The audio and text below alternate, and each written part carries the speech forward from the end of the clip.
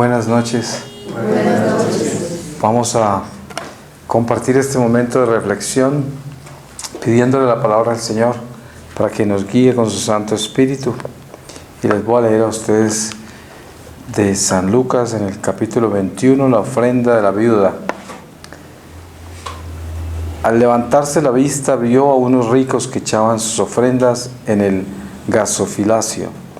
Vio también a una viuda pobre que echaba allí 2 monedas pequeñas y dijo: en verdad os digo que esta viuda pobre ha echado más que todos, pues todos estos han echado como ofrenda algo de lo que les sobra.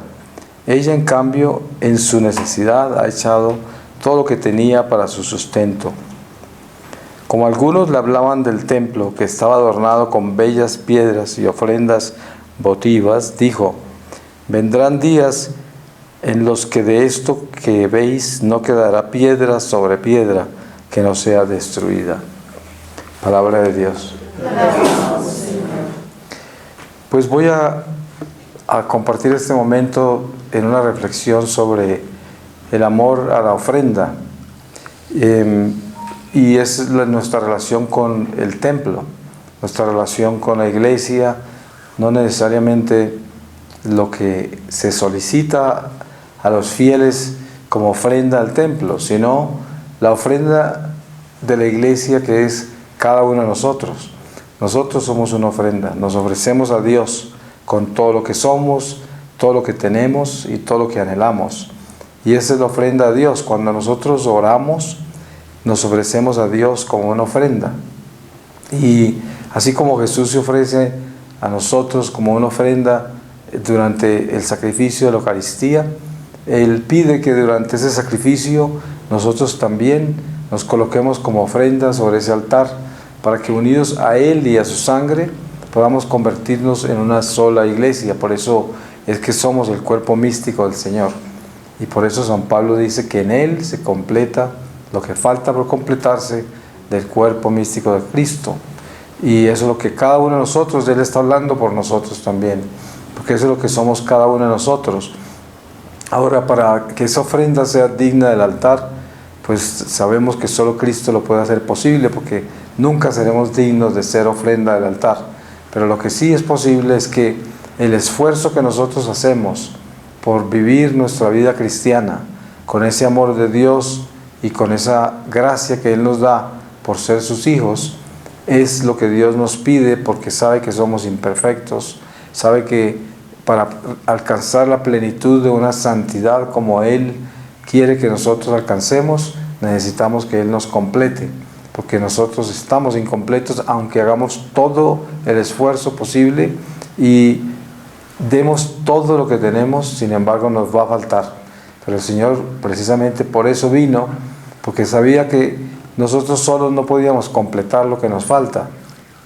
Por eso nadie había entrado al cielo antes de Él llegar a la tierra, porque los santos de antaño, todos los que estaban en el limbo, ninguno había completado.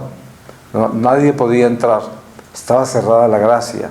Cuando Jesús regresa, se abre todo de nuevo. Por eso Él fue el primogénito de entre los muertos, como dice la palabra, porque cuando Él subió al cielo se llevó todos los que estaban detenidos en lo que se llamaba el seno de Abraham, que era como un limbo. Entonces hoy nosotros estamos acá ya con el beneficio de esa puerta abierta, que ya solo exige que nosotros hagamos lo que el Señor nos dijo, esa ofrenda, que nos convertamos en esa ofrenda. Cuando nosotros vemos el curso de los eventos de nuestra iglesia local, por ejemplo aquí en Bogotá, nos damos cuenta que la iglesia está formada de cada uno de nosotros con muchísimas ramas, y estas ramas son ramas laicales, ramas clericales, ramas religiosas y ramas en sí que unidas entre todas están cada una independientemente actuando. Ya quisiéramos que hubiese más unidad, porque sabemos que desafortunadamente no solo por nuestra naturaleza pecaminosa, sino también porque tenemos un enemigo que es el enemigo del alma, el enemigo de la iglesia, pues no tenemos la unidad que quisiéramos tener porque seríamos mucho más fuertes que tuviéramos un poco más de amor y de compasión y pudiéramos aceptarnos de una forma más santa. Pero eso es un deber que nosotros tenemos, que cumplimos con mucha debilidad. Por ejemplo, esta arquidiócesis de Bogotá tiene, creo que más de 400 parroquias, si no me equivoco. Y con cuántas parroquias de la ciudad de Bogotá hemos tenido contacto nosotros y cuánto conocemos de esas parroquias. En realidad, entre el pueblo católico no necesariamente hay un gran interés de conocer la iglesia en ese aspecto. Generalmente nos sujetamos a la parroquia que pertenecemos, y eso que hay personas que ni siquiera pertenecen a la parroquia, sino que cambian de iglesia todos los domingos para misa, y eso no es un pecado, eso todo está bien, porque mientras que nosotros participemos en nuestra vida sacramental, donde quiera que vayamos, seremos bienvenidos y recibiremos las mismas gracias. Pero la iglesia nuestra, si se vive con ese celo apostólico, con el celo que Dios nos ha dado, infuso por los sacramentos, pues debe tener un poco más de interés en conocer más a fondo lo que la iglesia está haciendo en todas partes, especialmente a la arquidiócesis donde pertenecemos, a la diócesis. Es algo que es importante de hacer, o de tener esa inquietud. Obviamente que en estas metrópolis la gente no tiene tiempo de nada y escasamente puede asistir a su parroquia, escasamente puede venir a un lugar como este, y es entendible porque andamos muy rápido, estamos muy ocupados. Pero lo que yo he observado es que Dios provee cuando uno tiene el corazón dispuesto. Si nosotros tuviésemos la disposición para dar más, el Señor nos daría también más sabiduría para distribuir nuestro tiempo más hacia Dios y menos hacia nuestros intereses personales.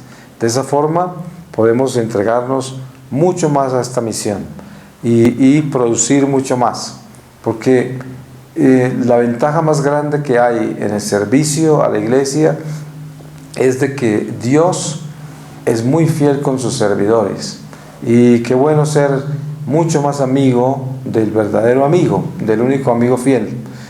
Qué bueno ser una persona más cercana a ese Dios que nos creó, mucho más. Y una forma de acercarse a Él no solamente es crecer en las virtudes y ser una buena persona y tener ese corazón dispuesto en la oración y en los sacramentos, sino también buscar cómo servirle al Señor en la iglesia. La iglesia, hay una queja general entre los laicos, que es la dificultad de tener esa armonía en las parroquias para trabajar. Sabemos todas las crisis que hay en los grupos, en todas las pastorales, y esa es una guerra normal, porque es una batalla contra el espíritu de división, que es el que no quiere que nada de Dios se dé, que las cosas de Dios nunca sucedan.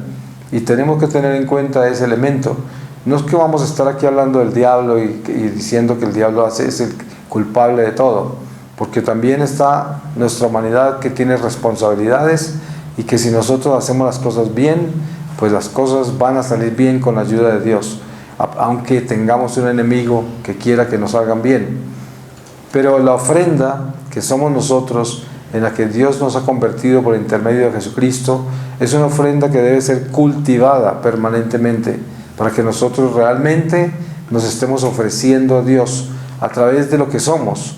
Y eso que somos nosotros es precisamente lo que Dios ha hecho en nosotros. Yo me refiero a lo bueno en nosotros. Si usted se pega una buena mirada y usted es una persona que tiene una relación con Dios personal y que tiene una relación con la iglesia, porque al tener esa relación con Dios, Dios lo hace presencia en la iglesia y también le da esa luz que trae la vida en la iglesia. Una persona que vive en la iglesia, que se alimenta de la iglesia, está iluminada por la iglesia, porque es el mismo Espíritu Santo el que habita en la iglesia y que acoge a todos los que vienen a la iglesia, y entre más fidelidad y amor y sacrificio en esa iglesia, más luz. Me refiero a que vivimos en un mundo de tinieblas. No podemos ver esas tinieblas como debía ser. porque no tenemos ojos para el mundo espiritual todavía. Pero si pudiéramos ver el mundo espiritual en que estamos, nos daríamos cuenta que estamos en la oscuridad, porque estamos en el destierro. Entonces, ahora, porque estamos todavía encarnados y en el destierro, en una jornada que es la primera jornada antes de entrar a la vida, a la plenitud de la vida eterna, pues no tenemos de los ojos para el espíritu y por lo tanto no podemos ver que estamos en el mundo caído, en el desterrado, y el destierro es oscuridad. Por eso la iglesia nos da luz, y cuando tenemos luz, entre más luz tengamos, más se enceguecen los espíritus que viven aquí en las tinieblas, entonces no se nos pueden acercar. Por esa razón, cuando camina un santo entre nosotros, desaloja todos los espíritus malos y hay paz, se siente la paz. ¿Y por qué se siente la paz? Porque no hay interferencias, porque los demonios no resisten la luz, por eso. Y por eso la llamada nuestra es a llenarnos de luz para poder espantar a los espíritus de las tinieblas. Es lo único que no hay necesidad de hacer nada más que ser fiel a Dios, que ser una persona que está centrada en el amor al prójimo, que está preocupada por la salvación de las almas, que está preocupada por la iglesia en sí. Y eso es la fuente más grande de luz, ese amor incondicional por todos. El demonio no resiste eso.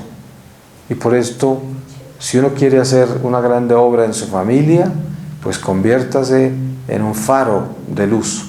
Y no necesita hacer gran cosa. No necesita estar en 50,000 retiros y leerse 50,000 libros religiosos. No necesita estar buscando por internet cuánta información está disponible. Lo único que necesita es estar convirtiendo ese corazón en un faro de luz por sus obras de amor, porque el amor a Dios, por ese interés, porque todos se salven, por ese deseo de que las obras que uno hace, que pueden ser tan pequeñas, porque todos pensaríamos que estamos tan limitados para abarcar más gente, para alcanzar a muchos otros, para hablarle a muchos otros, pero en realidad no son las palabras, ni son cuánto sacamos del bolsillo para dar, ni son cuántas veces barremos la casa del vecino que está enfermo, sino que es esa intención noble, pura del corazón. Ahí es donde está Dios, es donde está la fuerza, y de ahí es donde emana e irradia esa luz como un faro. Y esa luz es la que detestan los espíritus de las tinieblas, porque los queman, completamente los queman. Porque esa luz, ya después de que irradia de nuestro corazón, se convierte en un fuego. Es un fuego calcinante.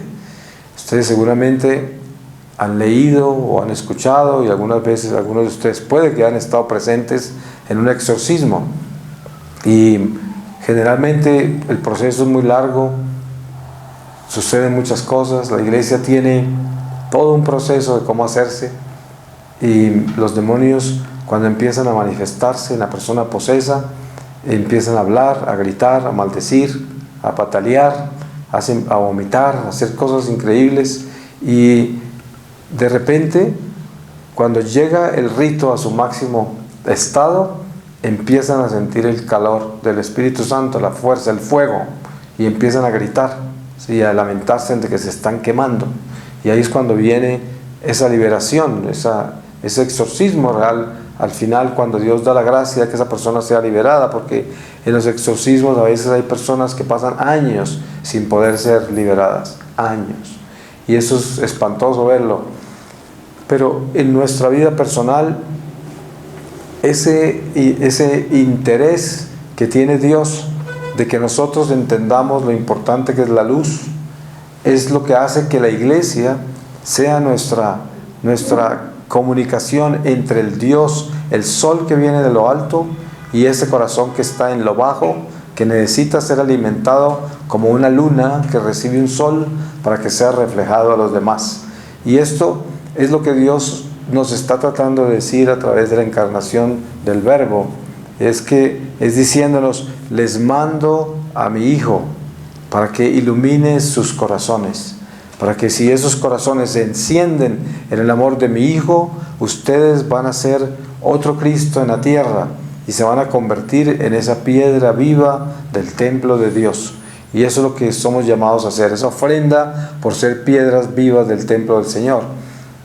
Todo esto en palabras suena como una fábula casi, porque cuando nosotros miramos nuestra naturaleza humana, pues no le damos ese tipo de crédito.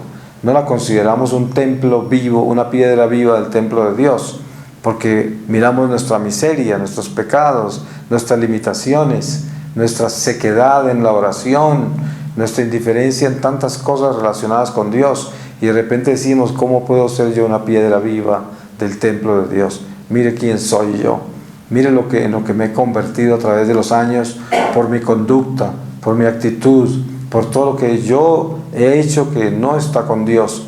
La realidad es que estamos equivocados cuando pensamos así, porque si eso fuera cierto, entonces no habría redención, no habría perdón de los pecados, no habría un Cristo misericordioso que ignora nuestros pecados y nuestra miseria y tan solo mira el potencial que nos ha dado de convertirnos en faros de luz y en seres que viven la eterna realidad de su amor, que estamos anotados en el libro de la vida eterna. ¿Se acuerdan ese pasaje tan lindo cuando los discípulos regresaron a donde Jesús los había mandado de dos en dos y estaban asombrados de lo que había sucedido, cómo habían sanado a los enfermos, liberado a los posesos, y hablaban, y Jesús dice, sí, yo vi a Satanás caer del cielo, pero ustedes debían estar felices, es porque sus nombres están escritos en el libro de la vida eterna. Ese es un pasaje absolutamente precioso, porque no es lo que nosotros, esos dones, carismas que hay en la iglesia son preciosos, pero eso no es lo importante, no es lo importante. Lo importante es que Dios nos escogió y que estamos escritos en ese libro, la vida eterna. Eso es para celebrarlo con júbilo, si tenemos esa fe y creemos que todo eso es verdad, porque des en cuenta que entre más leamos la historia sagrada, entre más nos compenetremos en el Evangelio, pues más cuestionamientos tenemos y más dificultad para hacer el esfuerzo de creer en todo eso y de considerarlo como real. Es como la conversión, por ejemplo, de San Francisco de Asís, es que él creyó en esa palabra que oyó del Evangelio, lo creyó totalmente, hasta el fondo, y se fue y lo hizo, exactamente lo que él creyó, porque es transformante, totalmente. Si uno se entrega a escuchar esa palabra de Dios y permite que le penetre los huesos, esa palabra mismo lo saca a uno con fuerza a hacer lo que Dios está hablando, lo que Él está diciendo por intermedio de su palabra. Allá lo lleva, y obviamente que serás probado también hasta esos mismos huesos, porque en la humanidad nuestra, cuando está entregándose a Dios en una forma radical y extraordinaria, vienen las pruebas muy grandes. Dice el Salmo que Dios poda al que más quiere. Es una podada. Ustedes han visto un árbol cuando está podado. Sí. Cuando yo era muy joven, 19 años, yo nací en las montañas, en Caldas, en la zona cafetera, y conocí el mar cuando tenía 15 años y no conocí la nieve hasta que tenía 19, que fui a Alemania a estudiar, y nunca había conocido las estaciones. Yo no había conocido la primavera, el verano, el otoño, el invierno, nunca. Yo conocía estaciones de lluvia y de calor, no más.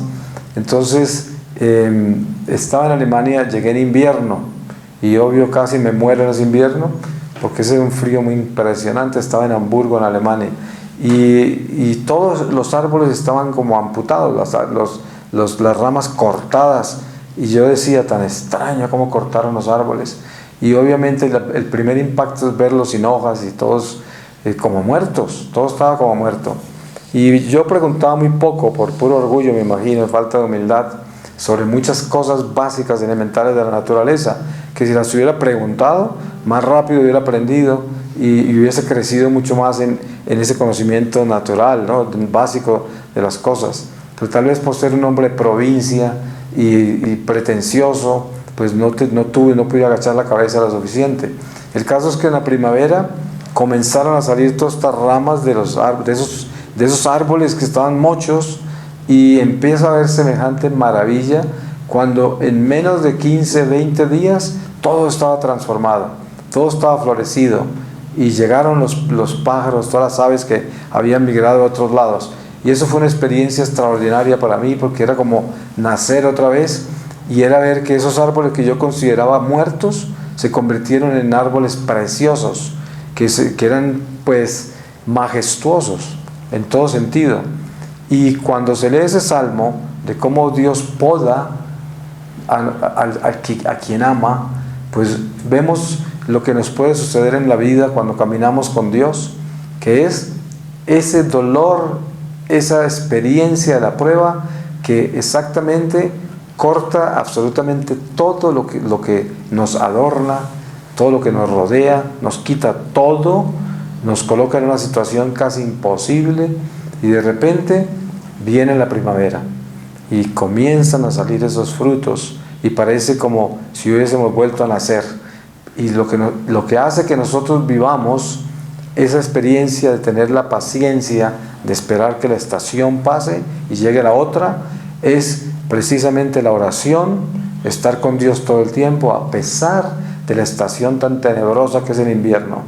Entonces Dios nos enseña constantemente que nosotros estamos en esta escuela de almas y Él es el maestro, y debemos escucharle, debemos imitarle, debemos ser humildes, hacer lo que yo no hice en Alemania, que es preguntar y investigar todos estos misterios de la fe, para que el Señor nos explique las cosas y no tengamos que desperdiciar la estación en que estamos, y aprovechemos para entender por qué están los árboles en esa forma amputados, por qué los cortaron. Y eso es lo que debemos tener en el corazón pendiente, de ser humildes, de tener esa capacidad de bajar la cabeza y de preguntar, de escuchar.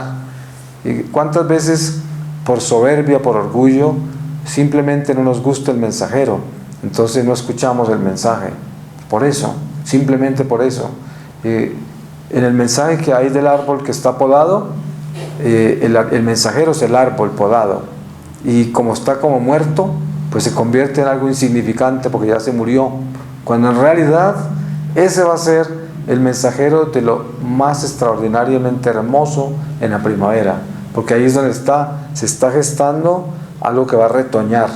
Entonces hay más vida ahí que lo que había antes de que lo podaran, a pesar de que era un árbol frondoso. Sin embargo, no estaba tan sano como va a ser ahora después del invierno. Y esto es lo que necesitamos entender. Esta es la necesidad de ser humildes. Ahí es donde viene la necesidad de nosotros escucharle al prójimo. Muchas veces un pordiosero en la calle nos puede dar una lección en 2 o 3 palabras. Un niño llorando, un anciano quejándose y hasta maldiciéndonos a nosotros por su dolor, su impaciencia, quién sabe cuántos problemas puede tener.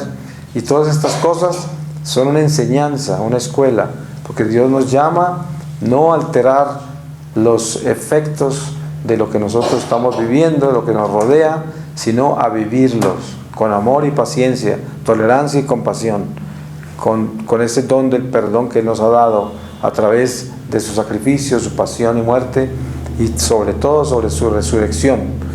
Y entonces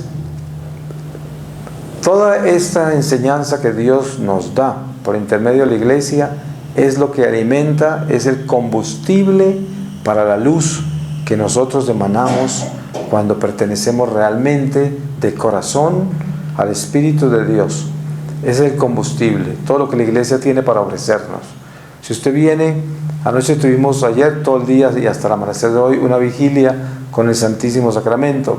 Esto es una fuente de luz, porque es el combustible para nosotros iluminarnos, para tener más fuerza interior y así recibir desde lo alto esa fuerza que viene a través de esa Santa Eucaristía, donde está el Verbo vivo, encarnado, que viene a abrazarnos, a contemplarnos, a darnos fuerza.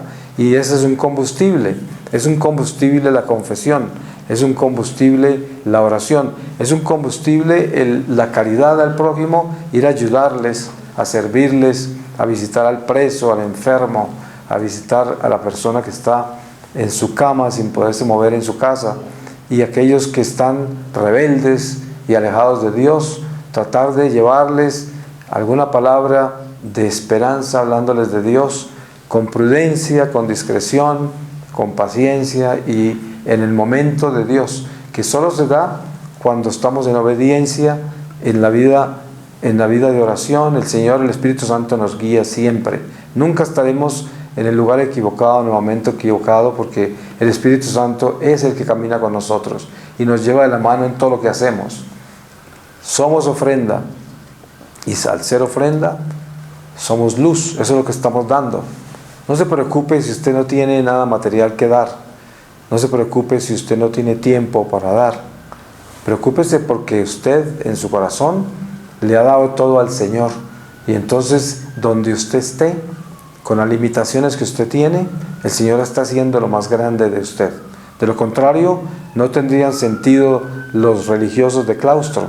Ustedes saben ¿cuál es el sentido de una monja que se encerró en un convento toda la vida y que nunca más salió? Yo he conocido monjas que han estado en el mismo convento 60, 70 años. Monjas de 90 años de edad que se metieron al convento a los 15 años, a los 16, y ahí están en esa esquina, en ese convento detrás de las paredes. ¿Qué están haciendo?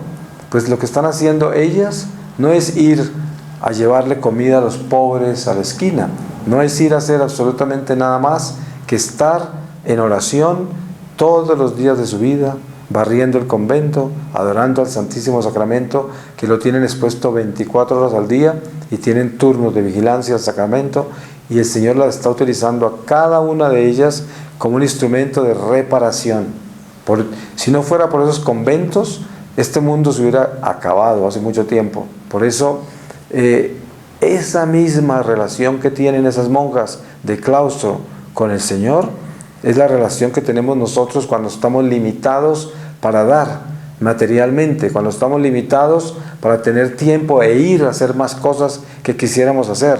Pero entonces, solitos, en donde estamos, somos esas monjas de clausura también, porque ahí nos está usando el Señor, ahí donde estemos. Entonces, no es el alarde del activismo, no es el alarde también de la abundancia económica, la prosperidad para poder dar, no es nada de eso. Lo que es el corazón que está entregado a Dios, como la monja que está ya entregada al Señor, y desde ahí el Señor hace milagros. Entonces, entreguémosle al Señor y el Señor hará el resto. Eso es lo importante. Convirtamos en ofrenda de Dios, ofrenda viva de Dios. Y eso es lo que Dios nos está pidiendo, la luz. Entonces, no se preocupen, sino es que pueden hacer muchas cosas moviéndose a muchos lugares. Donde ustedes están, ahí está la luz, porque el Señor está con ustedes. Amén. Amén.